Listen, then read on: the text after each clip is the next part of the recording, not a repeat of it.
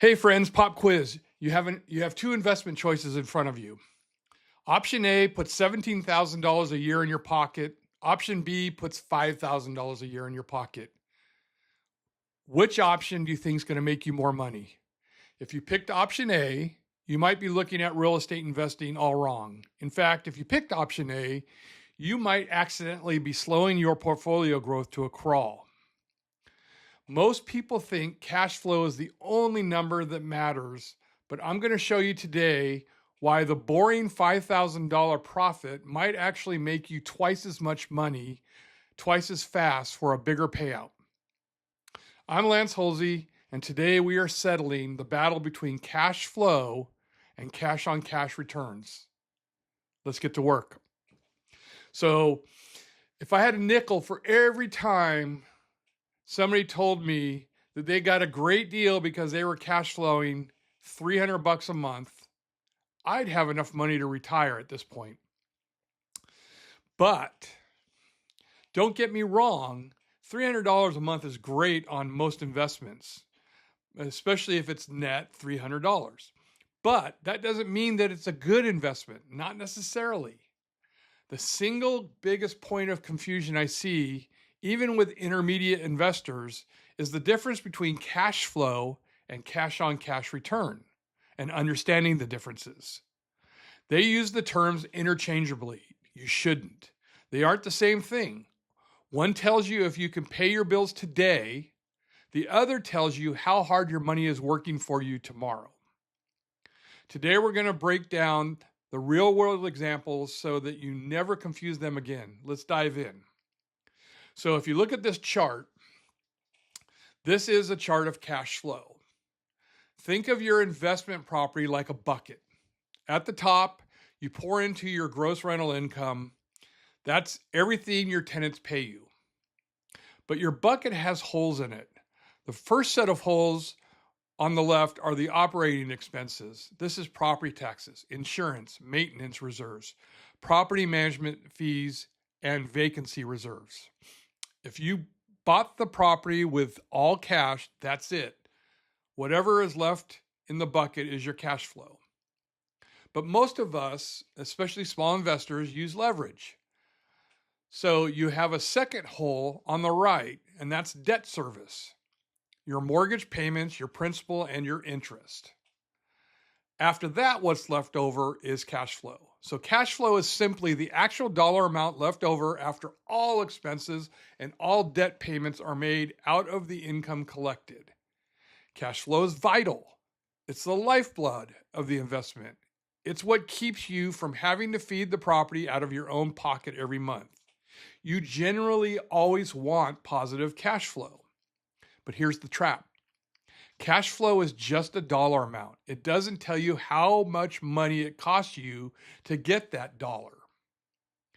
If I told you this property makes $1,000 a month in pure cash flow, you'd say, wow, Lance, that's amazing.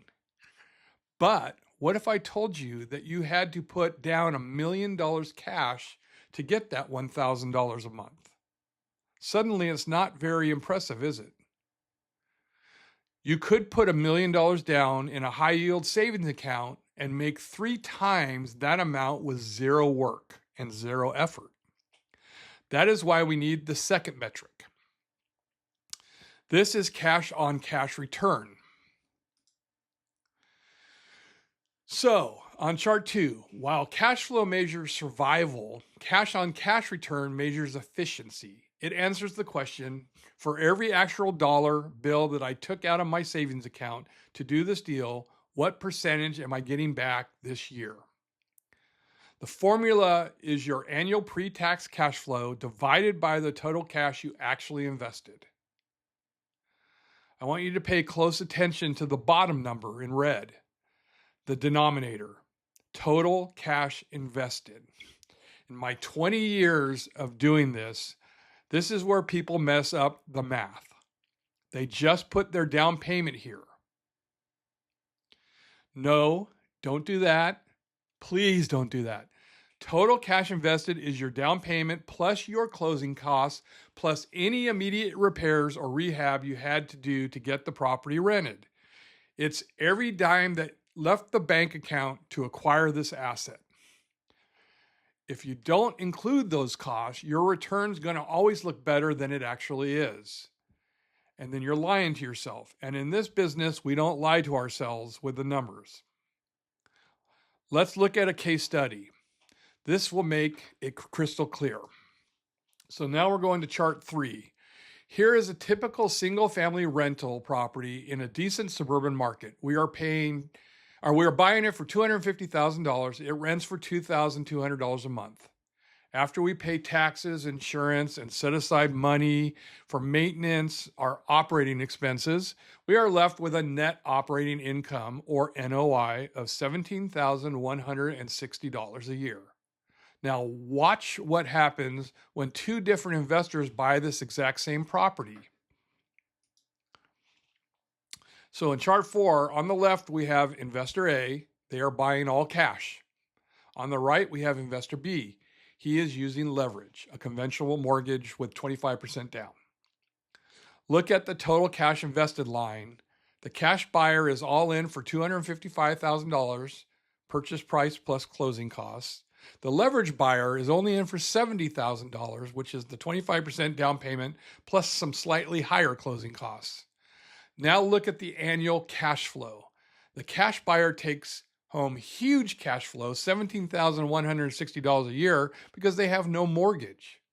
The leverage buyer has a mortgage payment, so their cash flow is significantly lower at only $5,785 a year.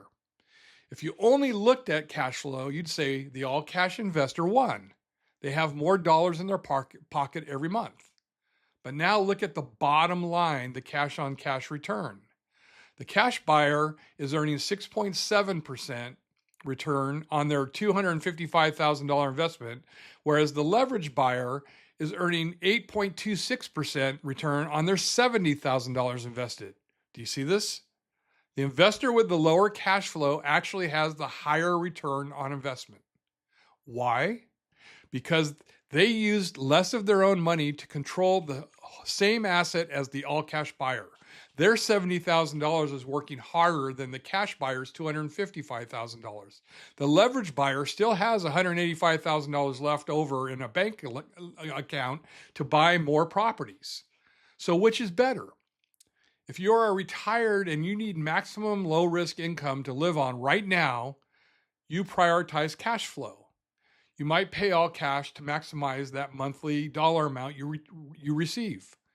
But if you are in a growth mode or just starting out, trying to build a portfolio from scratch, you prioritize cash-on-cash returns, not cash flow.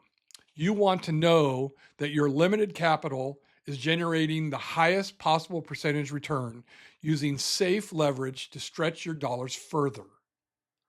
Don't get caught up in just one number when analyzing a deal. Cash flow keeps you in the game, no doubt about it, but cash-on-cash return tells you that you're winning the game. As a small investor, you need to calculate both on every single deal you analyze. So I hope this clears up the confusion of cash flow versus cash on cash.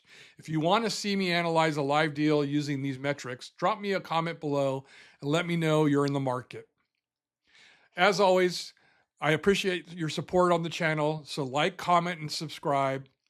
And we'll keep doing these kind of videos. So until next time, happy investing.